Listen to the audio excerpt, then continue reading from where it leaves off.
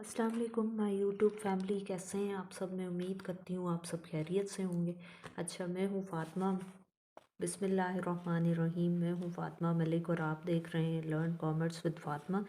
तो ये देखें जी, आज क्वेश्चन नंबर एक्सरसाइज 3.2 का question number 308 statistics for management है एम कॉम की। इसका आपको मैं क्वेश्चन स्टार्ट करवाने लगी हूँ, तो ये आप देख सकते हैं, ये आप स्क्रीनशॉट ले लें।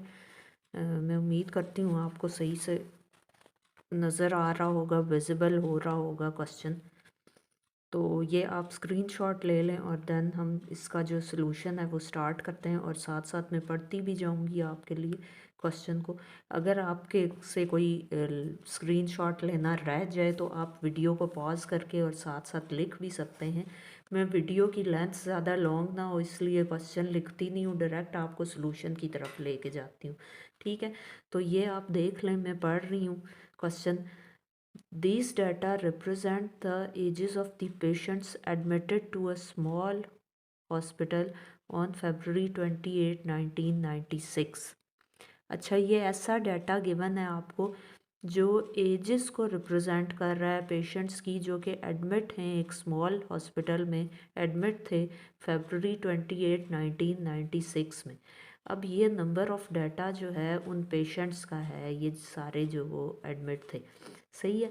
अब पार्ट ए में उन्होंने क्या कहा है आपसे, क्या आपको रिक्वायर्ड है, क्या आपने करना है इस क्वेश्चन में। Construct a frequency distribution with the classes 40 to 49, 50 to 59 etcetera.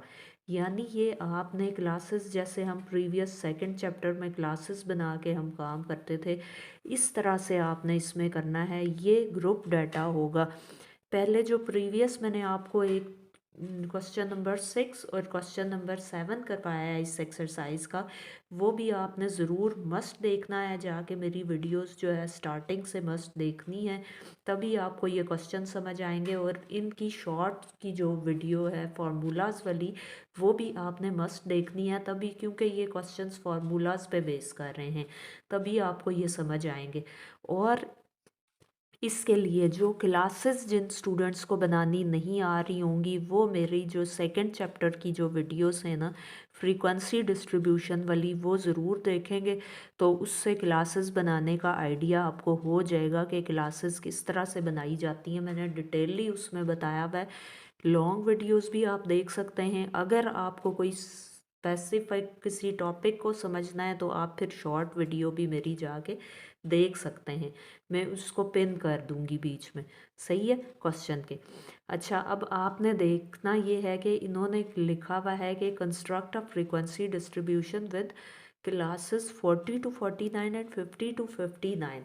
यानी उन्होंने क्लासेस का इंटरवल आपको दे दिया है कि आपने कितने इंटरवल क्लासेस तो बनानी है, लेकिन कितना इंटरवल रख के आपने क्लासेस बनानी है। यानी 10 का इंटरवल रख के और आपने क्लासेस बनानी है।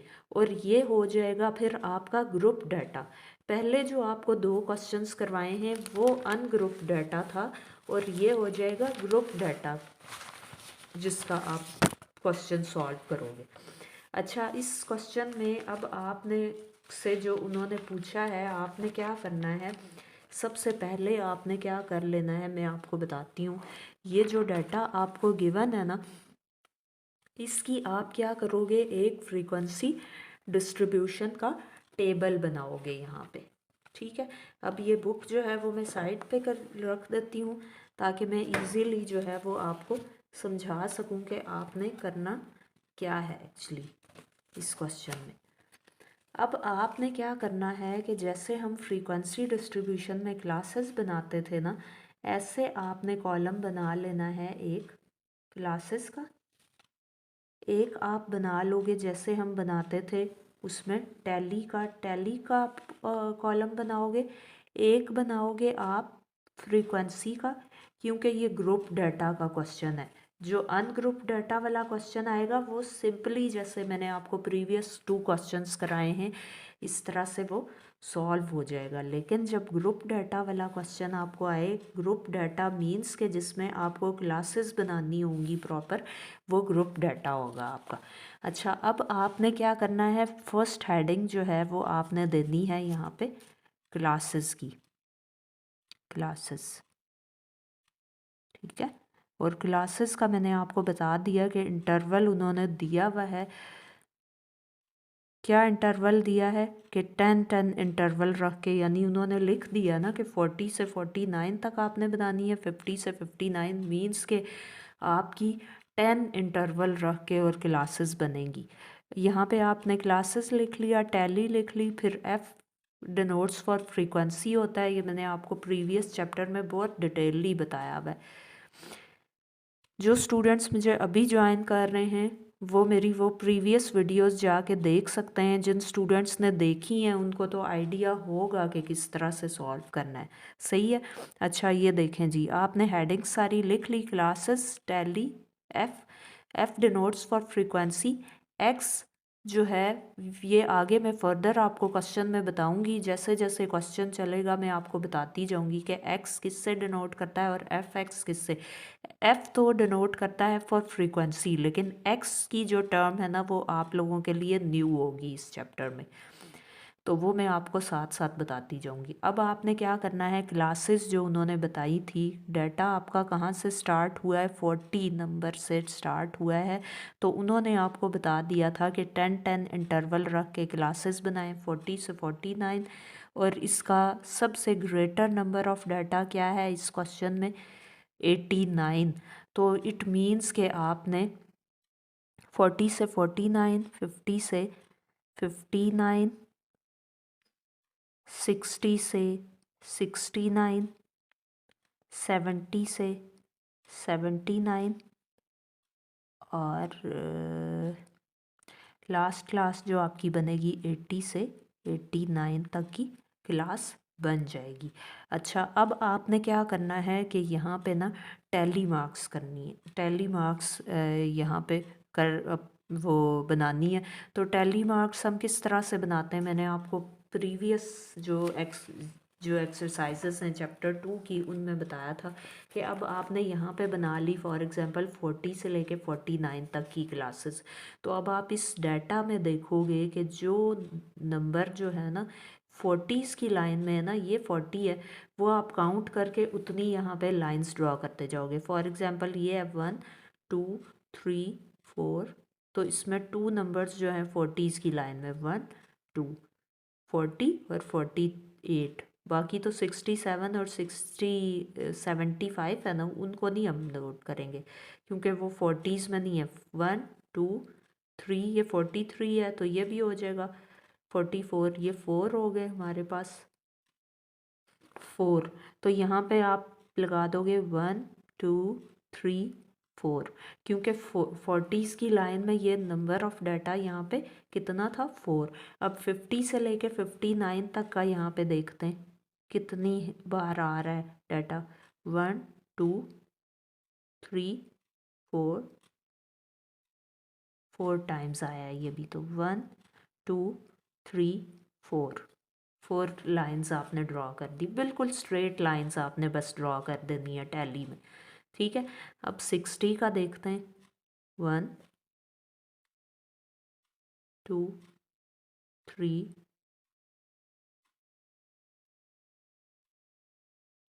1 2 3। अब ये शॉर्ट सा डाटा आपको गिवन है तो इसमें इजी है, लेकिन कोई क्वेश्चन लॉन्ग हो ना तो फिर आपको बहुत कीनली बहुत एहतियात से ये करना पड़ता है, नहीं तो यहाँ से रॉन्ग हो तो सारा क्वेश्चन रॉन्ग। और अगर आपका फार्मूला भी नहीं आपने देखे होंगे, मेरी जो शॉर्ट वीडियो है उससे आपके लिए फार्मूलाज करना मस्ट है, ये मैं बार बार आपको कह रही हूँ। अच्छा नेक्स्ट क्या है, 70 से 79, 1 2, इसके 2 ही हैं।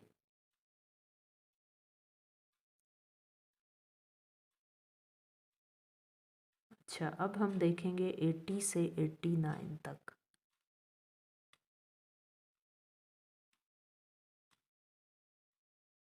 1 2 3 4 5 6 7। अब आपने देखना है 1 2 3 4, जब फिफ्थ आएगी आना तो वो आपने इसके ऊपर यूँ एक लाइन ड्रॉ कर देनी है, फिर 6 और 7 की उसी तरह से क्योंकि इसका नंबर ऑफ टैली मार्क्स 7 बन रही थी, तो 5th लाइन जो है आती है जब, तो उसके ऊपर एक लाइन ड्रॉ कर देते हैं यूँ इटैलिक सी, और फिर 6 और 7th उसके अलावा आप लाइन ड्रॉ करेंगे।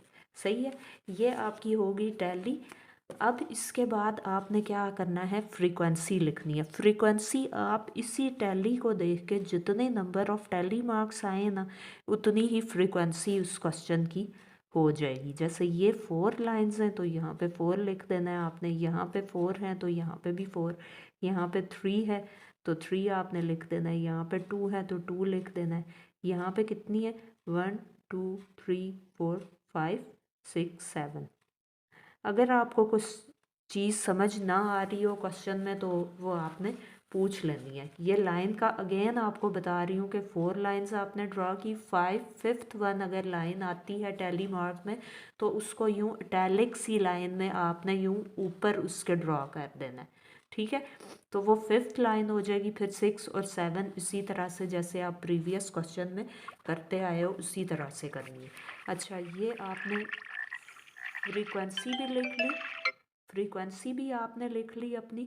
अच्छा, उसके बाद आपने क्या करना है कि फ्रीक्वेंसी का आप सम कर लोगे। फ्रीक्वेंसी का करोगे सम, यहाँ पे आप देख सकते हो ये मैं करने लगी हूँ 4 + 4 + 3 + 2 + 7, तो ये क्या आ जाएगा, समेशन एफ।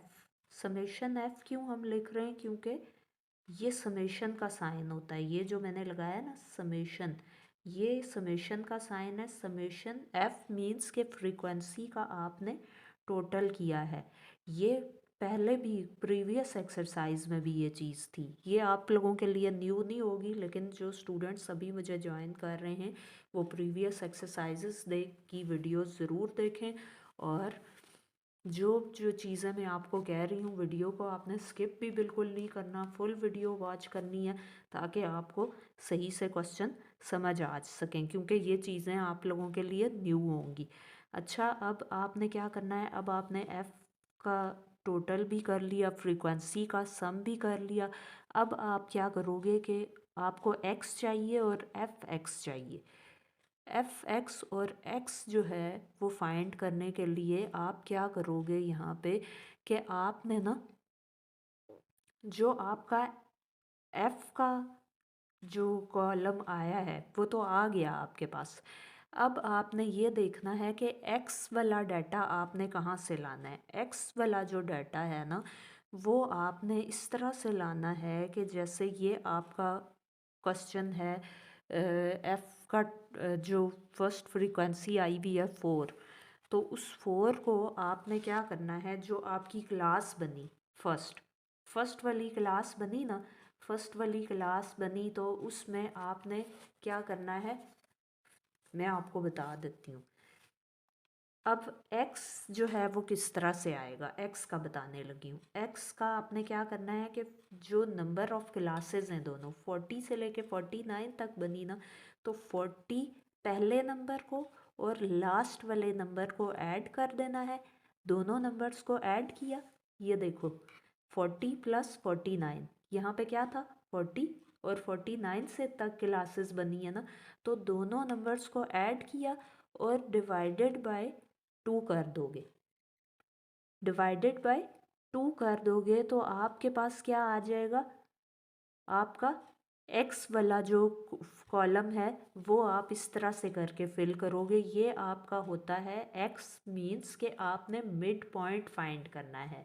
मिड पॉइंट से भी रिलेटेड मैंने शॉर्ट वीडियोस में वीडियोस डाली हुई हैं, लेकिन आपने अभी आपको बताने के लिए मैं समझा रही हूँ, लेकिन आपने वो वीडियो भी मस्त देखनी है। अब देखें, इन दोनों नंबर्स को आप करेंगे ऐड, जो क्लासेस आपने बनाई हैं उसके दोनों नंबर्स को आप ऐड करोगे और डिवाइडेड बाय 2 कर दोगे, तो ये वाला एक्स वाला कॉलम जो है वो आपके पास आता जाएगा। अब इसी तरह से नेक्स्ट को भी आपने करना है 50 + 59, ठीक है। और क्या आंसर आ गया 109, तो इसको डिवाइडेड बाय आप 2 कर दोगे 50 प्लस 59, 109 आया। इसको डिवाइडेड बाय 2 करोगे तो क्या आ जाएगा 54.5। ठीक है। अब इसी तरह से ये आगे फर्दर आपने करते जाना है। तो यहाँ पे इसका क्या आ जाएगा 60 प्लस 69 डिवाइडेड बाय 2। तो ये क्या आ जाएगा 64.5। इसी तरह से फर्दर जो क्वेश्चन है उसमें भी आप करोगे तो क्या आ जाएगा 74.5। फिर नेक्स्ट वाले में क्या आ जाएगा 84.5। अब मैं उम्मीद करती हूँ आपको इसकी भी एक्स वाली जो टर्म है उसकी भी समझ आ गई होगी कि इसमें आपने मिड पॉइंट फाइंड करना है। ये भी आपका कॉलम हमने कर लिया फिल। ठीक है, ये भी फिल हो गया। अब आपने क्या करना है, अब आपने क्या करना है कि ये देखना है कि अब हमारा रह गया एफ एक्स वाला कॉलम। एफ एक्स को करने के लिए आप देख रहे होंगे कि एफ एक्स मीन्स के इन दोनों के दरमियान जब कोई साइन नहीं होता, दोनों दो वेरिएबल्स गिवन हो और दोनों के दरमियान कोई साइन ना हो तो हम उनको क्या करते हैं मल्टीप्लाई।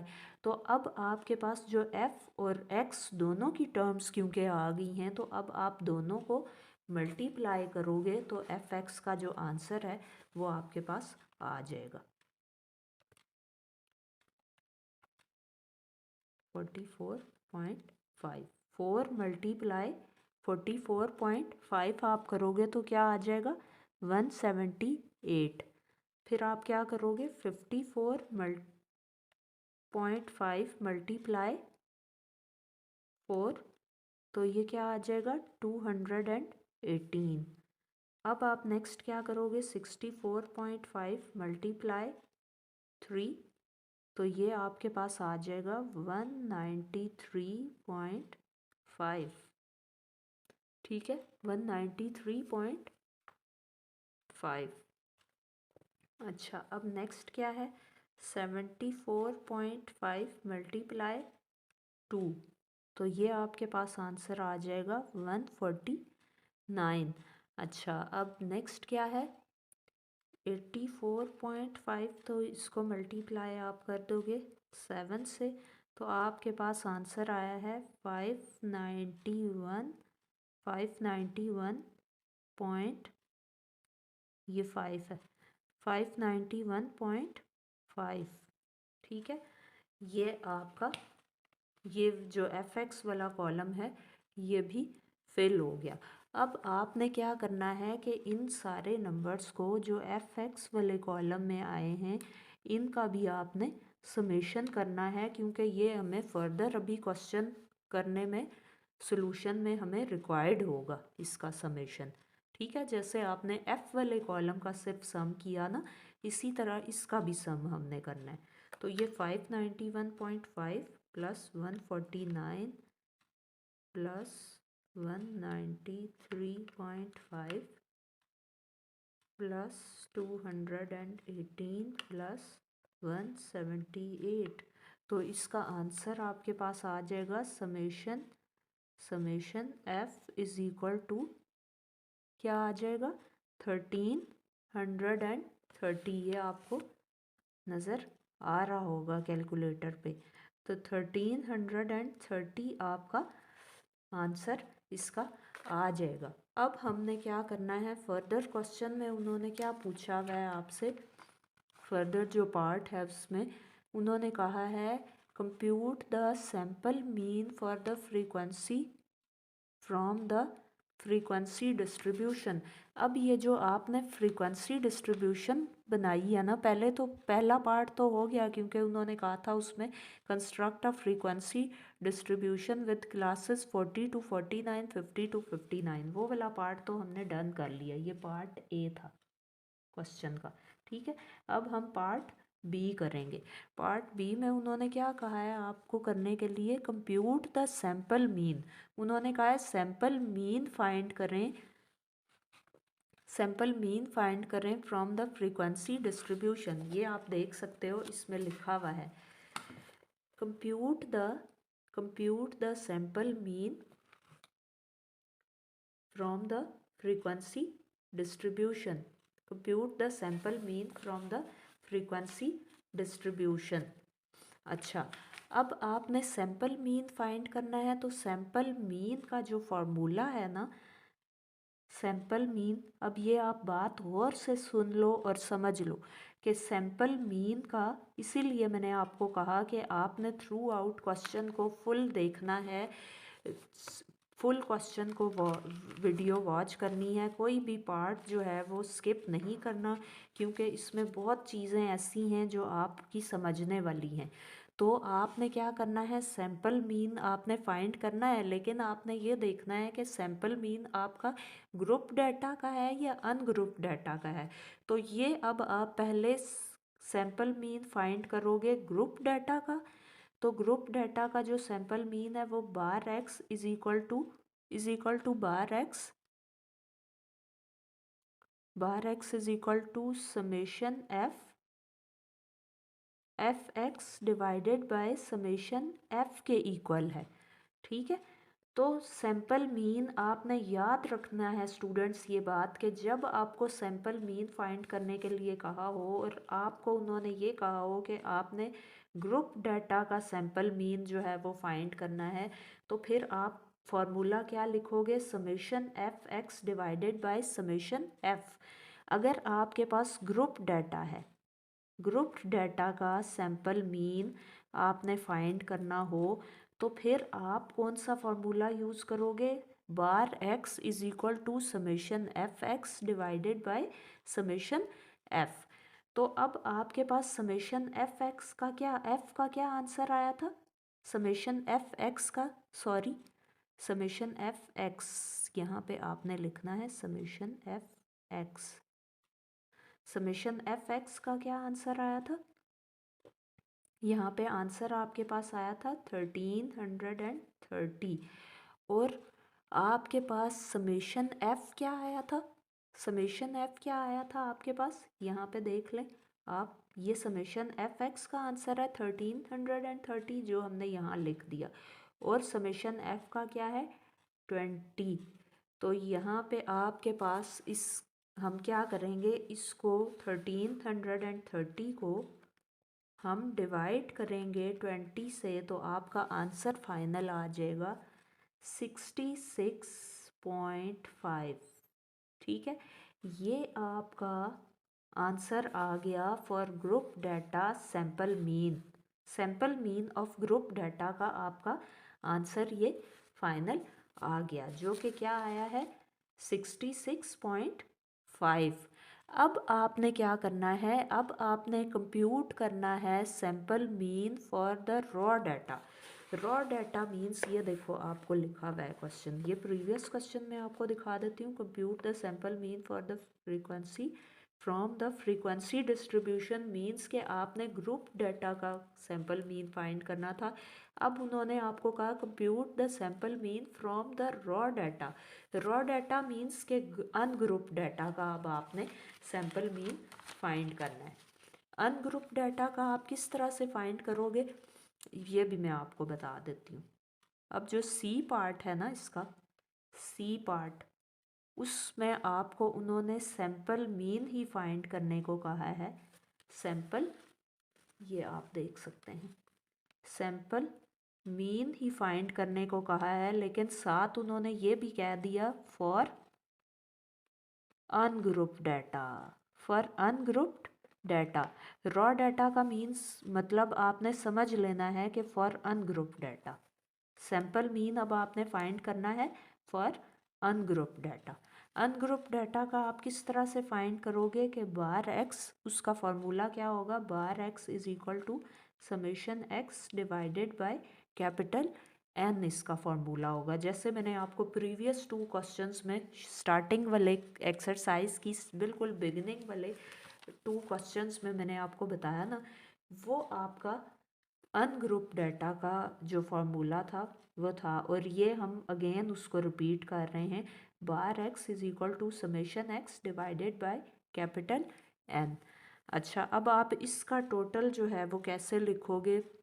जो आपके पास आएगा वो किस तरह से आएगा आपने देख लेना है। Summation x.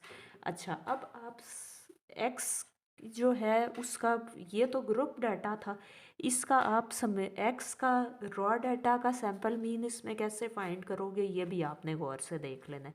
अब जो आप, अच्छा मैं आपको ये बता रही थी कि आपने क्या करना है, जो अनग्रुप डाटा का सैंपल मीन है ना, वो आपने किस तरह से फाइंड करना है कि ये जो आपको डाटा गिवन है ना, ये वाला डाटा, इस सारे नंबर ऑफ डाटा को आपने कैलकुलेट कर लेना है, इसका सम कर लेना है। जैसे हमने प्रीवियस 2 क्वेश्चंस में किया था कि जो, क्योंकि वो अनग्रुप डाटा था, उसको सिंपल हमने सारे नंबर ऑफ वैल्यूज़ को हम सम अप करते थे, यानी ऐड करते थे, प्लस करते थे, और divided by total number of values से कर लेते थे, तो हमारे पास अनग्रुप डाटा का सैंपल मीन आ जाता था। तो इसी तरह से आप इसमें भी करोगे। है तो ये ग्रुप डाटा, लेकिन अनग्रुप डाटा का सैंपल मीन फाइंड करने का, क्योंकि यही तरीका होता है, आप इन सारी वैल्यूज़ को का टोटल करोगे। टोटल करके हमारे पास आंसर आ जाएगा 1335। 1335 आप यहाँ लिखोगे, यहाँ पे आप लिखोगे 1335 और डिवाइडेड बाय आप कर दोगे टोटल नंबर ऑफ़ वैल्यूज़ से। टोटल नंबर ऑफ़ वैल्यूज़ आपको कैसे पता लगेगा? यहाँ पे फ्रीक्वेंसी का भी आंसर जो आएगा वो टोटल नंबर ऑफ़ वैल्यूज़ ही होंगी आपकी। और यहाँ पे भी आप देख लो 20 है ये डाटा, 20 है नंबर ऑफ़ डाटा। ये 1 2 3 4 5 6 7 8 9 10 11 12 13 14 15 16 17 18 19 20। यह आपने देख लिया, नंबर ऑफ़ डाटा जो है वो 20 है, और इसका जो टोटल आया है इस सारे डाटा का, वो आया है 1335। और आपने इसको डिवाइड कर देना है 20 से आप जब डिवाइड करोगे तो आपका आंसर आ जाएगा 66.75 आपका आंसर आ गया। और फिर उन्होंने आपसे पार्ट डी में क्या पूछा है, डी पार्ट में उन्होंने आपसे पूछा है, ये आपने सही से देख लिया होगा और नोट डाउन भी कर लिया होगा, मैं उम्मीद करती हूँ। ये देख लें,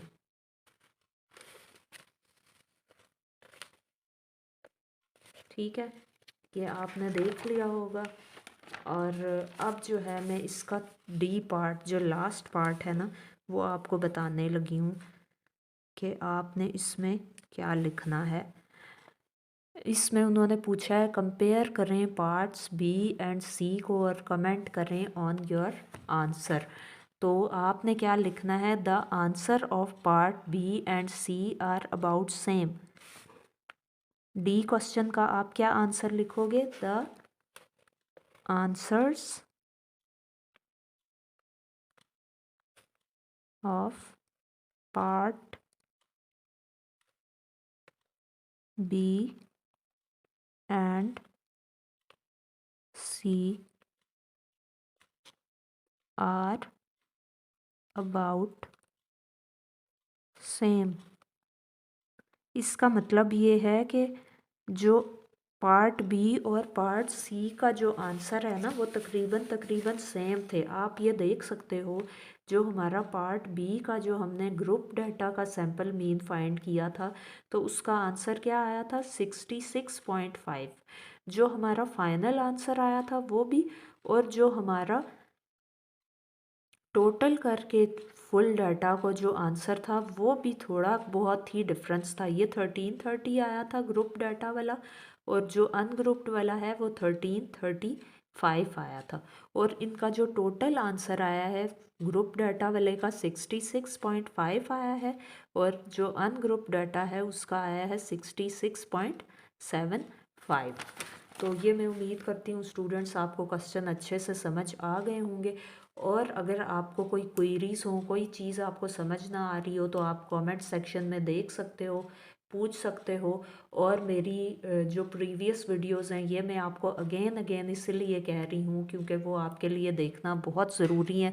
अगर वो आप नहीं देखोगे तो आपके लिए डिफ़िकल्ट हो जाएगा। और क्वेश्चन को स्किप करके बिल्कुल भी नहीं देखना आपने, फुल वीडियो वॉच करनी है। और अपना बहुत सारा ख्याल रखिएगा। नेक्स्ट वीडियो तक के लिए अल्लाह हाफ़िज़।